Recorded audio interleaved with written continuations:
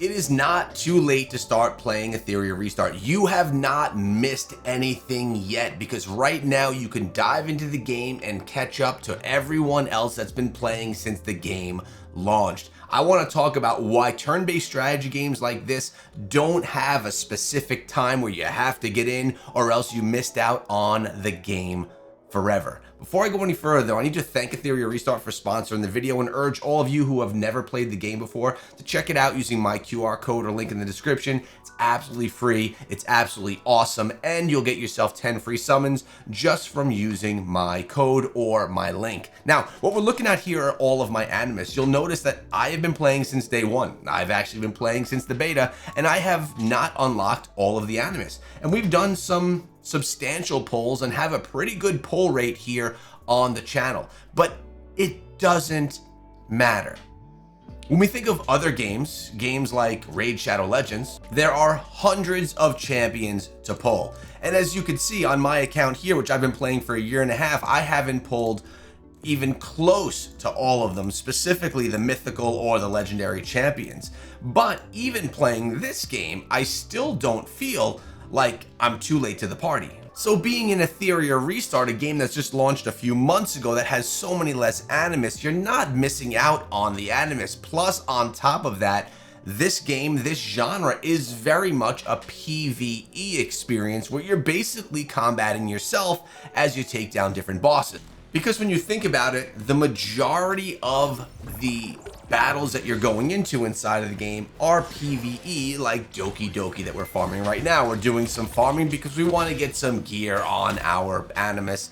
So we get into these battles, we put together these teams that are basically boss teams and just crush. Sometimes you lose, of course, but the goal is to just slam through and farm out these things as much as you can. Now, a lot of players are going to say, but Echo, Etheria Restart is supposed to be really big on PvP, on the arena, and that is 100% true as well. But just because you're starting out today or considering starting to play the game doesn't mean that you're not going to be relevant in those PvP areas of the game after you start to grind out your account again and build it up, even if it's for the first time. It's totally cool because you have so many different options with the animus that you have able to unlock in the game that you're going to be able to progress as time goes on, build up a nice account, and have your own niche strategies, even for PvP, playing against people that may have been around for a bit longer than you.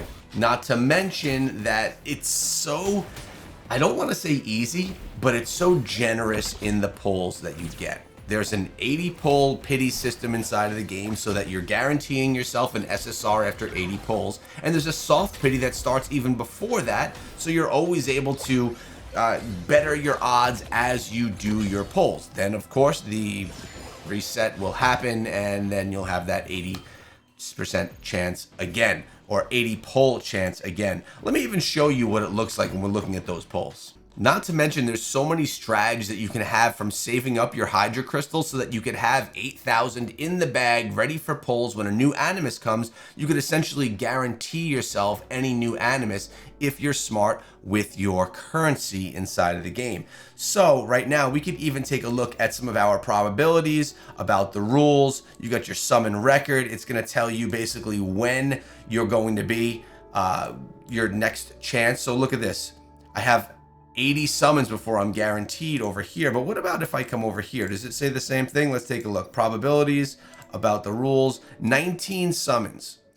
Complete permanent summon guarantee, SSR animus in 19 summons. So my next 2 10 pulls, I'm guaranteeing myself a new SSR. Really nice mechanic here that there's no guessing. I know that in the next 2 pulls, I'm going to be getting an SSR. And that's for the permanent summon.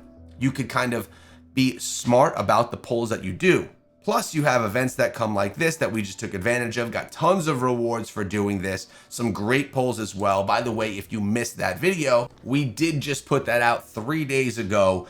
300 summons for the Wishbinder event, and we had some really good pulls. Pulled in some new animus on that one. Make sure that you go check that video out if you haven't seen it yet and you want to kind of see what the pull mechanic looks like inside of the game.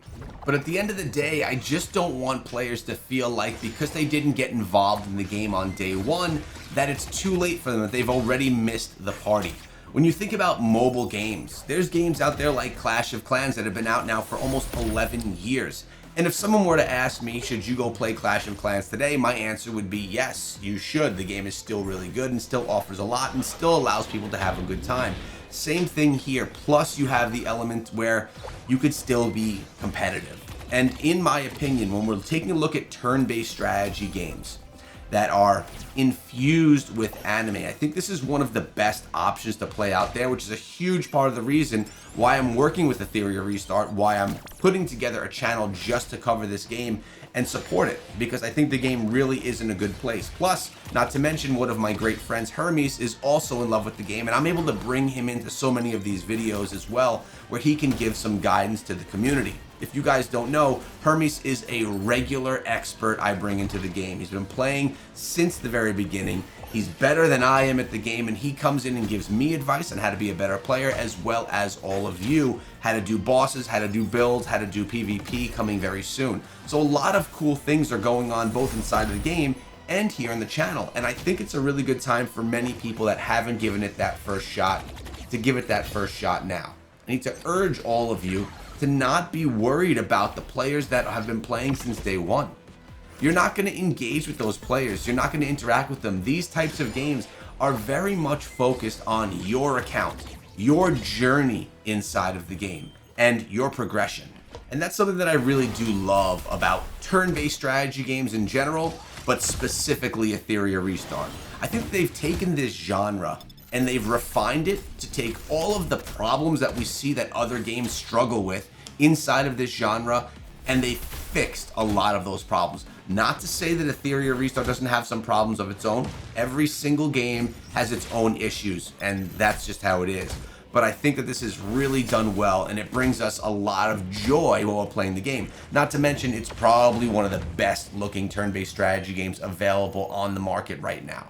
Now, I'm not sure if you noticed this, but we're fighting Shadow Flame Hoyon right now and absolutely demolishing. This is on the hardest of difficulty. Take a look right here at how much damage this team that we've built is able to do.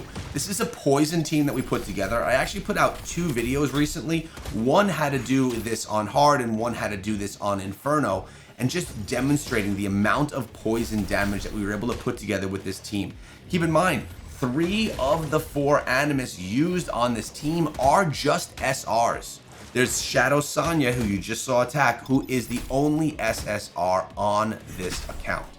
Or on this team, I should say. Now, we did just lose one of our players right there, which is not ideal. Let's see, are we going to actually, we may come in with a loss right here. Let's see. Oh no. No. What a bad example. So when I started that round, I didn't click quickly enough on the boss to do that auto targeting. I just messed it up again. There we go. Let's try and get that auto target. There we are.